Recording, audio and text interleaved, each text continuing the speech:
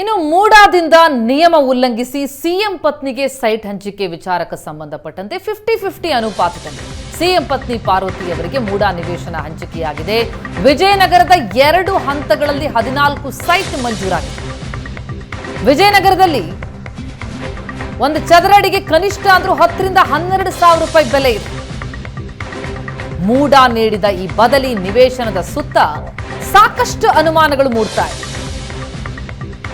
Vijayanagara site ಇರುವಂತಹ ಸ್ಥಳದಿಂದಲೇ ground report ಅನ್ನು ನಿಮ್ಮೆದುರಿಗಿಡ್ತಾ ಇದೆ ಏಷ್ಯಾನೆಟ್ ಸುವರ್ಣ ನ್ಯೂಸ್. 2 ಹಂತಗಳಲ್ಲಿ 14 ಸೈಟ್ಗಳನ್ನು ಮಂಜೂರು ಮಾಡಲಾಗಿದೆ 50-50 ಅನುಪಾತದಲ್ಲಿ.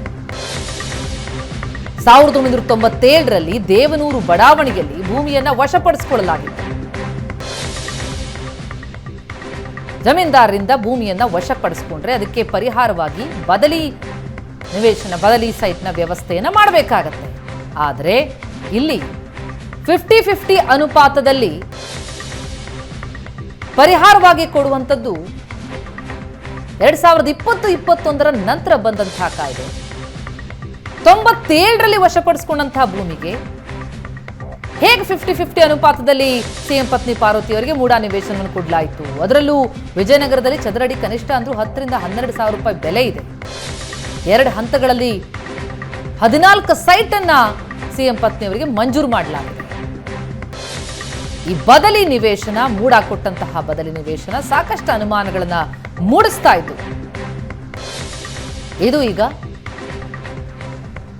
ಗೋಲ್ಮಾಲ್ ಆಗಿದೆಯಾ ಮೂಡಾದಲ್ಲಿ ಎನ್ನುವಂತಹ ಅನುಮಾನವನ್ನ ದಟ್ಟವಾಗಿಸ್ತಾ ಇದೆ. ಆಕ್ಷೇಪಗಳು ವ್ಯಕ್ತವಾಗ್ತಾ ಇದೆ.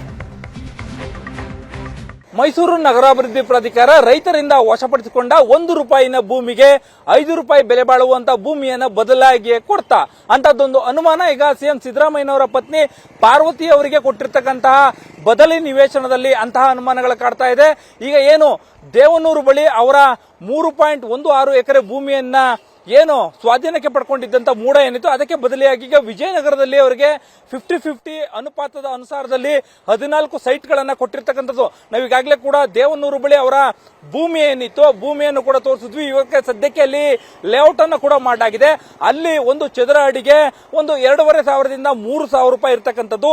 ಅದಕ್ಕೆ ಬದಲಿಯಾಗಿ ಸಿದ್ದರಾಮಯ್ಯನವರಿಗೆ ವಿಜಯನಗರದಲ್ಲಿ ಅಂದ್ರೆ ಪಾರ್ವತಿಯವರಿಗೆ ವಿಜಯನಗರದಲ್ಲಿ ನಾನಾ ಕಡೆಗಳಲ್ಲಿ ಒಟ್ಟು 14 ಸೈಟ್ಗಳನ್ನ ಕೊಡಲಾಗಿದೆ. ಆ 14 ಸೈಟ್ಗಳಲ್ಲಿ ವಿಜಯನಗರದ 3ನೇ ಹಂತದ ಈ ಬ್ಲಾಕ್ ಏನಿದೆ ಈ ಬ್ಲಾಕ್ ನಲ್ಲಿ ಬರ್ತಕ್ಕಂತಹ 213ರಿಂದ 216 ಸಂಖ್ಯೆಯ 4 ಸೈಟ್ಗಳೇನಿವೆ ಆ ಸೈಟ್ಗಳನ್ನ ನಾವಿಲ್ಲಿ ನೋಡ್ತಾ ಹೋಗಬಹುದು. ಆ ಒಟ್ಟು 4 ಸೈಟ್ಗಳು ಇರ್ತಕ್ಕಂಥ ಸ್ಥಳ ಇದು ವಿಜಯನಗರ ಮೈಸೂರಿನಲ್ಲಿರ್ತಕ್ಕಂಥ ಪ್ರೈಮ್ ಲೊಕೇಶನ್ ಆಗಿರ್ತಕ್ಕಂಥದ್ದು. ಈ ಒಂದು ಲೊಕೇಶನ್ ರಸ್ತೆಯನ್ನು ಕೂಡ ನೀವು ಗಮನಿಸಬಹುದು.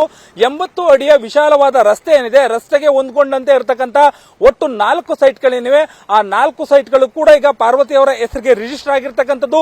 ಮೂಡ 1997ರಲ್ಲಿ ಭೂಮಿಯನ್ನ ಸ್ವಾಧೀನ ಪಡಿಸಿಕೊಂಡಂತಹ ಸಂದರ್ಭದಲ್ಲಿ ಕೊಡಬೇಕಾಗಿದ್ದಂತ ಪರಿಹಾರಕ್ಕೆ ಈ 2021ರಲ್ಲಿ ಅವ್ರಿಗೆ ಬದಲಿಯಾಗಿ ಕೊಟ್ಟಿರ್ತಕ್ಕಂಥ ನಿವೇಶನದ ಅಸಲಿಯತ್ತು ಅದರ ರಿಯಾಲಿಟಿ ಚೆಕ್ ಅನ್ನ ಈಗ ಏಷ್ಯಾನೆಟ್ ಸುವರ್ಣ ನ್ಯೂಸ್ ಮಾಡ್ತಾ ಇರ್ತಕ್ಕಂಥದ್ದು.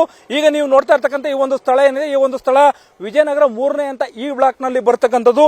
ಈ ಬ್ಲಾಕ್ ನಲ್ಲಿ ಬರ್ತಕ್ಕಂಥ 213ರಿಂದ 216 ಸಂಖ್ಯೆಯ ಸೈಟ್ಗಳೇನಿವೆ ಅಂದ್ರೆ ಈ ಒಂದು ಕಾರ್ನರ್ ಏನಿದೆ ಈ ಒಂದು ಕಾರ್ನರ್ ಇಂದ ಆ ಒಂದು ಕಾರ್ನರ್ ವರೆಗೆ ಬರ್ತಕ್ಕಂಥ ಲೈನ್ ನಲ್ಲಿ ಇರ್ತಕ್ಕಂತಹ ಸೈಟ್ಗಳೇನಿವೆ 6 ಸೈಟ್ಗಳ ಪೈಕಿ ಮಧ್ಯದಲ್ಲಿ ಬರ್ತಕ್ಕಂಥ 4 ಸೈಟ್ಗಳನ್ನ ಕೊಡಲಾಗಿದೆ. ಈ 4 ಸೈಟ್ಗಳು ಕೂಡ 60-40 ವಿಸ್ತೀರ್ಣದಲ್ಲಿ ಇರ್ತಕ್ಕಂಥ ಸೈಟ್ಗಳಾಗಿರ್ತಕ್ಕಂಥದ್ದು. ಇಲ್ಲಿ ಒಂದು ಚದರ ಅಡಿಗೆ ಸರಿಸುಮಾರು 12,000ವರೆಗೆ ಇರ್ತಕ್ಕಂಥದ್ದು. ಅಂದ್ರೆ ಈಗ ಪ್ರಸ್ತುತವಾಗಿ ಸುಮಾರು 2-2.5 ಸಾವಿರ ಚದರ ಅಡಿಗೆ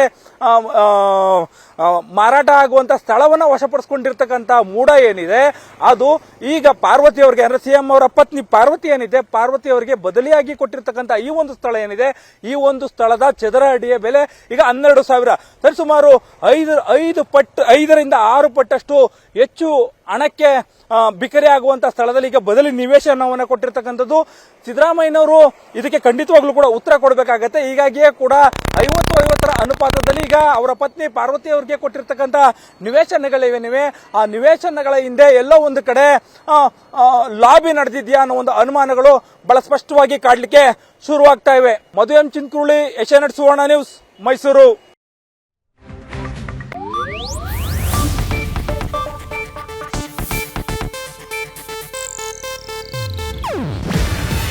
ಇದು ಏಷ್ಯಾನೆಟ್ ನ್ಯೂಸ್ ನೆಟ್ವರ್ಕ್ ಪ್ರಸ್ತುತಿ. ನೀವು ನೋಡ್ತಿದ್ದೀರಾ ಏಷ್ಯಾನೆಟ್ ಸುವರ್ಣ ನ್ಯೂಸ್.